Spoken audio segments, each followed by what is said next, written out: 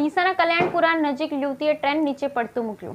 ડીસાના કલ્યાણપુર નજીક યુવતીએ ટ્રેન નીચે પડતું મૂક્યું. ડીસાના કલ્યાણપુરા ગામ નજીક રેલવે ફાટક પાસે 30 વર્ષીય યુવતીએ ટ્રેન નીચે પડતું મૂકી આપઘાત કરી લેતા ચકચાર મચી જવા પામી છે.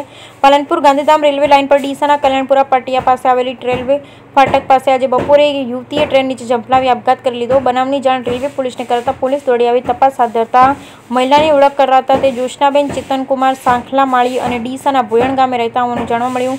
જ્યોત્સનાબેનનું પિયર ડીસા તાલુકાના કાંઠ ગામે થાય છે. તેઓ કોઈ અગમ્ય કારણોસર ટ્રેનથી નીચે પડતું મૂકી આપઘાત કરી લીધો. આ બનાવ અંગે રેલવે પોલીસે અકસ્માતે મોત અંગે નોંધ કરી વધુ તપાસ હાથ ધરી. બ્યુરો રિપોર્ટ ભરત ઠક્કર, ડીસા, બનાસકાંઠા.